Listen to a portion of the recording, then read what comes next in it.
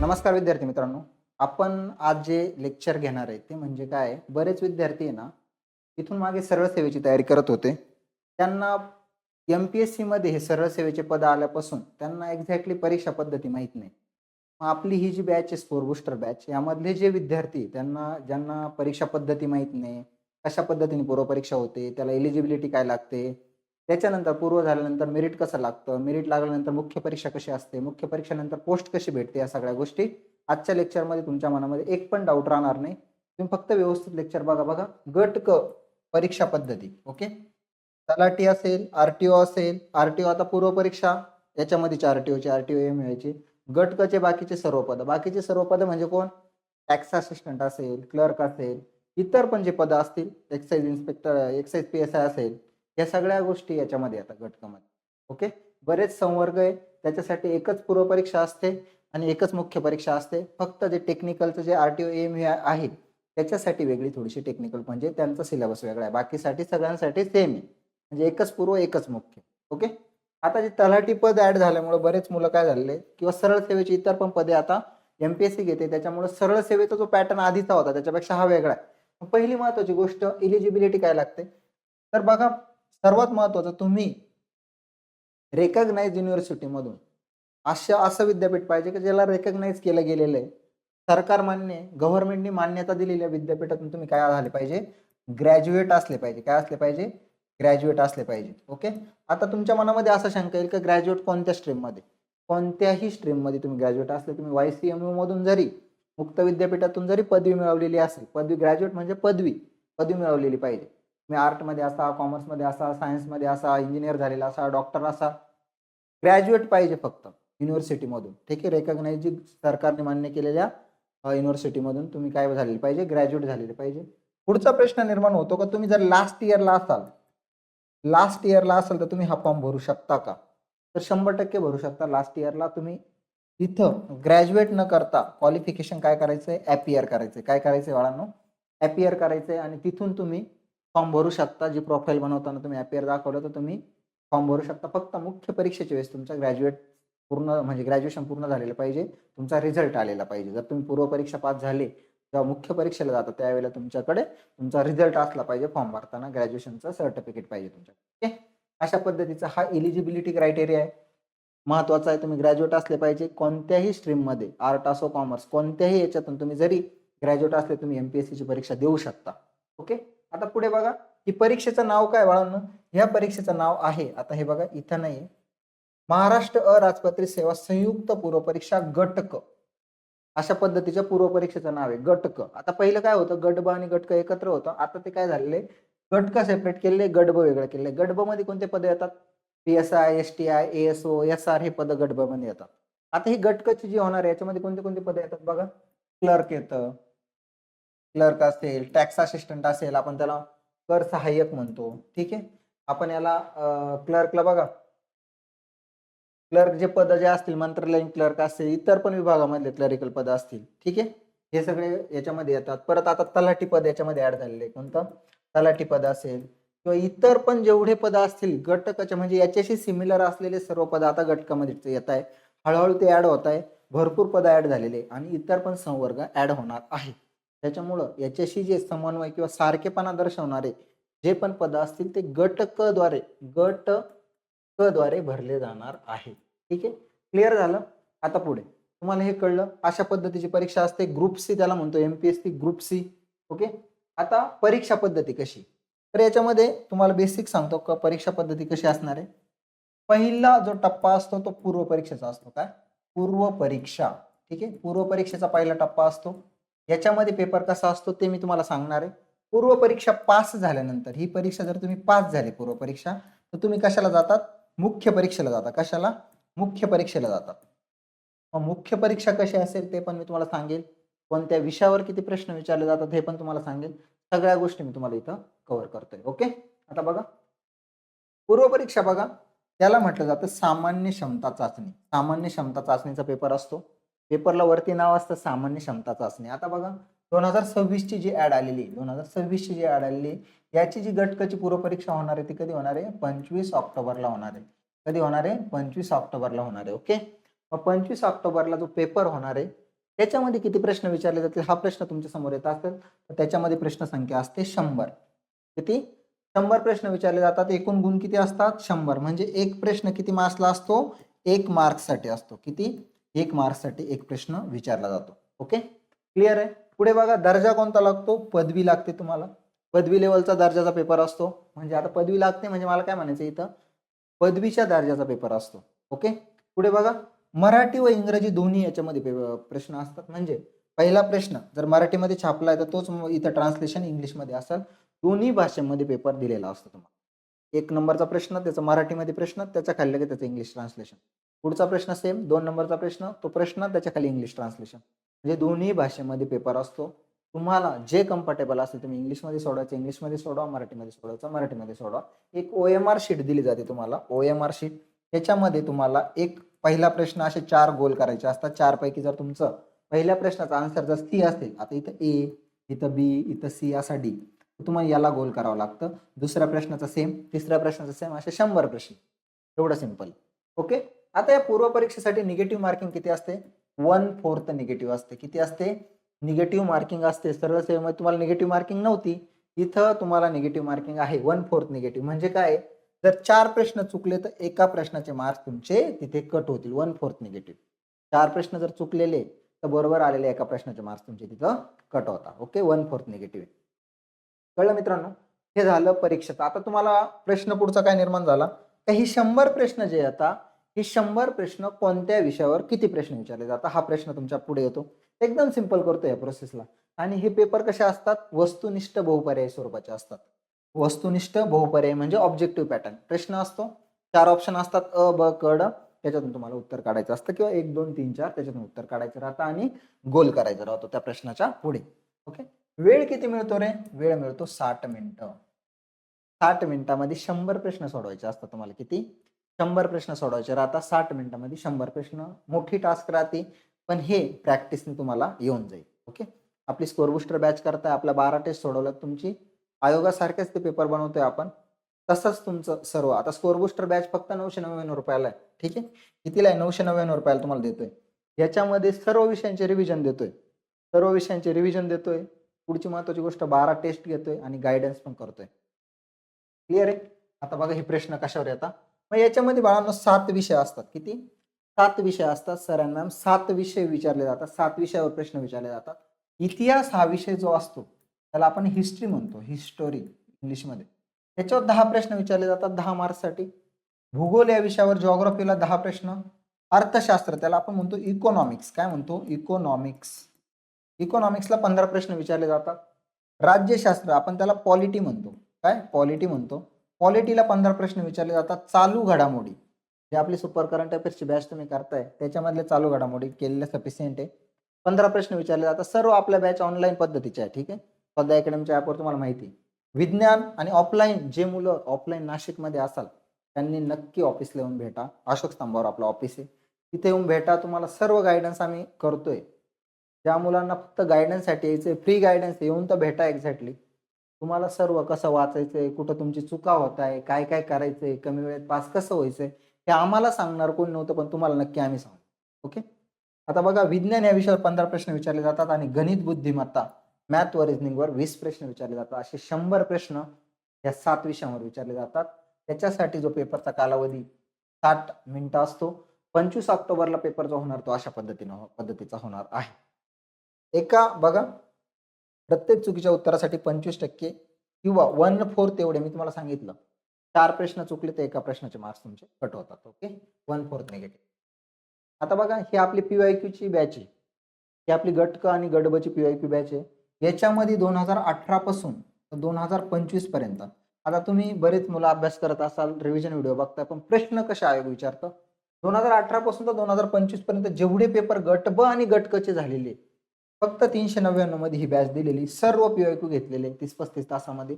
सर्व टेक्निक सांगितलेले आहे. लॉजिकली एका ऑप्शनवरून उत्तर कसं काढायचं, काय सगळं सांगितलेलं आहे या बॅचमध्ये. गट ब आणि गट क एकत्रित PYQ बॅच ती करा. कारण त्याचं कारण असं आहे, गट ब आणि गट क चा सिलेबस सेम आहे. सेम सिलेबस आहे. गट ब चे प्रश्न गट क ला रिपीट होता, गट क चे गट ब ला रिपीट होता. त्याच्यामुळे हे करणं गरजेचं आहे. PYQ जर करायचे असेल तर कुठलं पुस्तक करायची गरज नाही, तुम्ही ही बॅच करा. सर्व पेपर्स याच्यामध्ये कव्हर केलेले 15-16 पेपर्स. ओके, ठीक आहे. तुम्ही जर आपल्या आता बॅचचे विद्यार्थी तुम्ही आपल्या म्हणजे ह्या 95-55-22-15-84 या नंबरवर कॉल करून सरांना विनंती करू शकता. ते तुम्हाला डिस्काउंट पण करून देतील. ठीक आहे, जर तुम्हाला पाहिजे असेल तर. जर तुमचं म्हणजे 449 आता त्याची 399च फी आहे. 399 रुपयालाच आहे. तुम्हाला जर ₹100-1 सर डिस्काउंट करून देतील, 299लाच भेटेल. ओल्ड स्टुडंट आहे असं सांगा. ठीक आहे, अशा पद्धतीने तुम्ही करू शकता बाळांनो. पुढे बघा मेरिट. आता हा 100 मार्क्सचा पेपर झाल्यानंतर 25 ऑक्टोबरला हा पेपर होणार आहे बरं का 2026चा. 27ची पुढच्या वर्षी परीक्षा होईल. तर 26चा 25 ऑक्टोबरला जो पेपर होणार आहे 2026ला, याचं मेरिट कसं लागेल? ह्या 100च्या बेसिसवर, 100 मार्क्सच्या बेसिसवर मेरिट लागतं. बघा, जर सपोज आता मेरिट 35 लागलं, ठीक आहे, तुम्हाला उदाहरण देतो. मेरिट जर 35 लागलं, तर 35 मार्क जे आता ओपनचं मेरिट जर 35 लागलं, सपोज ओपनचं मेरिट 35 लागलं आणि एखाद्या मुलाला 35 मार्क आहे किंवा 35.25 आहे, 35.50 आहे किंवा 36 आहे किंवा 35च्या वरती किती पण असो, तो मुलगा काय होतो? पूर्व परीक्षा पास राहतो. ठीक आहे, पास होतो, त्या लिस्टमध्ये त्याचं नाव असतं. ज्या मुलाला 35च्या खाली 34 मार्क्स आहे, तो ओपन कॅटेगरीमध्ये, तर तो फेल असतो. म्हणजे त्याचं पास झालेल्या लिस्टमध्ये नाव नसतं. म्हणजे तुम्हाला हे मेरिट क्रॉस करायचं राहतं. आता बघा, मेरिट किती लागतं? 48 लागू शकतं. आता ह्या वर्षी थोड्या जागा जास्त, त्याच्यामुळे मेरिट खाली येणार आहे. जागा कमी असल्यावर मेरिट जास्त जातं. ओके, गट ब चं मेरिट लागलं होतं ह्यावेळेस 53.25. म्हणजे 100 पैकी ज्या मुलाला 53.25 आहे, आता मला मार्क्स 60 मार्क्स होते यावर्षी गट ब ची 2026 ची पेपर झाला. मी पूर्व परीक्षा पास आहे म्हणून माझं नाव आहे त्याच्यामध्ये, कारण मला 60 मार्क होते. तिथं मेरिट लागलं होतं 53.25. जीपीएसआय, एसटीआय, SOSR जी डिसेंबरमध्ये मुख्य परीक्षा होणार आहे बघा, ती पूर्व परीक्षा 12 जूनला झाली होती. त्याच्यामध्ये त्याचं सांगतोय 53.25 कट ऑफ लागला होता. ज्याला 53.25च्या वरती मार्क्स आहे तो पास होता. आता बघा, एखादी मुलगी मुलगा एसटी कॅटेगरीमध्ये असतात, मुलीचा कट ऑफ लागला 22, तिला जर 22च्या वरती मार्क्स आहे तर ती पास होते. ओके, कॅटेगरीचा कट ऑफ थोडासा वेगळा लागतो मुलांचा मुलींचा. ओके, अशा पद्धतीने असतं. मग आता पूर्व परीक्षा पास झाल्यानंतर तुम्ही कशाला जातात? मुख्य परीक्षेसाठी. काय? मुख्य परीक्षेसाठी जातात. मुख्य परीक्षेसाठी जातात. आता मुख्य परीक्षा कशा पद्धतीची असते बघा. मुख्य परीक्षा पेपर 1 हा जो असतो, हा 200 गुणांचा असतो. ठीक आहे, आणि पेपर 2 जो असतो तो पण 200 गुणांचा असतो. म्हणजे पूर्व परीक्षा पास झाल्यानंतर मुख्य परीक्षा असेल तुमची. मुख्य परीक्षेमध्ये 2 पेपर असतात बाळांनो. 2 पेपर असतात. एक पेपर 1, पेपर क्रमांक 1 आणि पेपर क्रमांक 2. प्रत्येक पेपर 1 हा 200 मार्क्सचा असतो आणि पेपर 2 हा पण 200 मार्क्सचा असतो. मग याच्यामध्ये प्रश्न किती विचारले जातात? पेपर 1 मध्ये 100 प्रश्न विचारले जातात. पेपर 2 मध्ये 100 प्रश्न विचारले जातात. 2 पेपर असतात म्हणजे 11 ते 12 त्याच दिवशी. आता 27 डिसेंबरला याची मुख्य आहे, जी 25 ऑक्टोबरला पूर्व होणार आहे त्याची 27 डिसेंबरला मुख्य आहे. 11 ते 12 पेपर 1 असतो. 11 ते 12 पेपर 1 असतो. ठीक आहे, त्याच्यामध्ये 100 प्रश्न विचारले जातात. 100 प्रश्न विचारले जातात किती? एक प्रश्न 2 गुणांना असतो. किती मार्क्ससाठी? 200 गुणांसाठी विचारले जातात. म्हणजे मुख्य परीक्षा ही किती गुणांची असते? टोटल 400 गुणांची असते. पूर्व परीक्षा जशी 100 गुणांची होती तशी मुख्य परीक्षा 400 गुणांची असते. क्लिअर झालं? मग तुम्हाला कळलंय का मुख्य परीक्षेमध्ये एक प्रश्न 2 मार्काला विचारला. ओके, आता इथे बघा पेपर 1 मध्ये काय असतं? पेपर 1 जो आहे तो काय असतो बघा. मराठी 50 प्रश्न विचारले जातात. इंग्रजीमध्ये 50 प्रश्न विचारले. प्रत्येक प्रश्न 2 मार्काला असतो. म्हणजे मराठीचे 100 गुण, इंग्लिशचे 100 गुण. कोणत्या लेवलचा दर्जा असतो? मराठीचा 12वी लेवलचा आणि इंग्लिशचा पदवी लेवलचा. आता मराठी भाषेचा पेपर आहे म्हटलं मराठीमध्ये असणार. इंग्रजी भाषेचा पेपर आहे म्हणजे इंग्रजीमध्ये असणार. कालावधी असतो 1 तास. पेपर 1 ला 1 तास असतो आणि पेपर 2 ला 1 तास असतो. ओके, अशा पद्धती. वस्तुनिष्ठ बहुपर्यायी स्वरूपाचे पेपर असतात. ठीक आहे, आता हा झाला पेपर 1. आता पेपर 2 कसा असतो? ठीक आहे, पेपर 2 मध्ये 100 प्रश्न जीएसचे असतात. पेपर 2 आता पेपर 1 तुम्हाला सांगितलं मराठी इंग्लिश असतो. आता पेपर 2 कसा असतो? त्याच्या आधी बघा, ही आपली स्कोर बुस्टर बॅच आहे. फक्त 999 रुपयाची बॅच आहे. किती? फक्त 999 रुपयाला बॅच आहे ही. 999 रुपयाची बॅच आहे. याच्यामध्ये काय करतोय? 12 टेस्ट देतोय. टेस्ट सिरीज कोणी देणार नाही एवढ्या कमी मध्ये, आणि सगळ्या टेस्ट आम्ही स्वतः बनवतोय. दशरथ सर बनवताय. दशरथ सरांचा अनुभव बघा, त्यांनी राज्यसेवेच्या 4 मेन दिलेल्या, कंबाईनच्या मागच्या 5 पूर्व दिलेल्या, सगळ्या पूर्व परीक्षा पास येते. आणि युपीएससीच्या पण 5 मेन दिल्या. मी स्वतः 15-16 मेन दिलेल्या कंबाईनच्या. आम्ही स्वतः बनवतोय ह्या टेस्ट. 12 टेस्ट आयोगाच्या पॅटर्नवर. सर्व विषयाचे रिव्हिजन, प्रत्येक विषय 6 ते 7 तासामध्ये रिवाइज करून देतोय.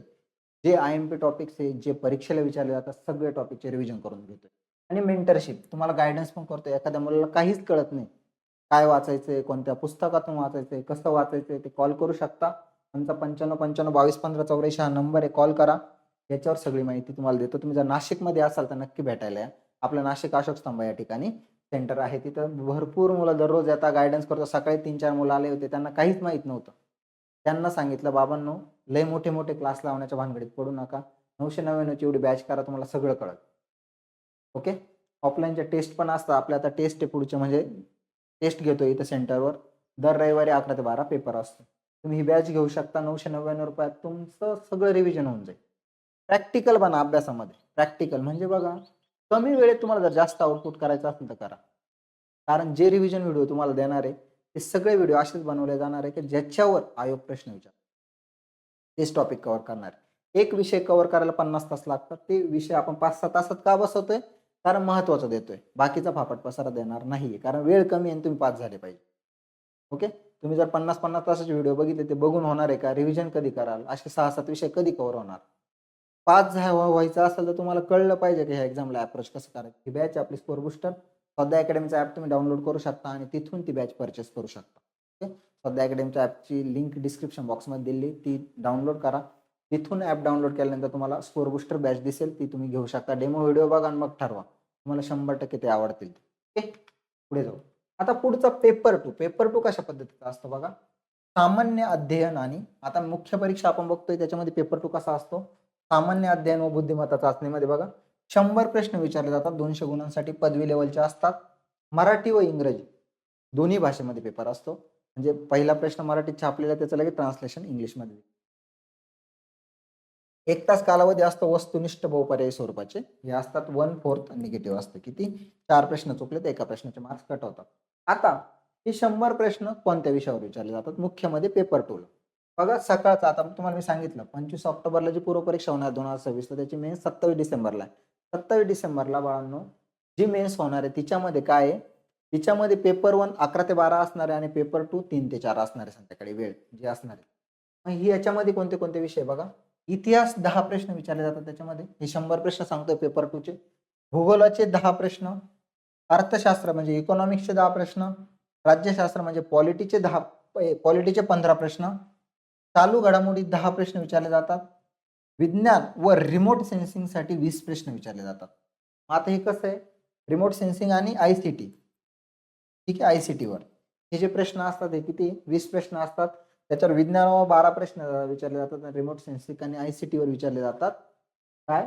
8 प्रश्न. असे टोटल 20 प्रश्न विचारले जातात.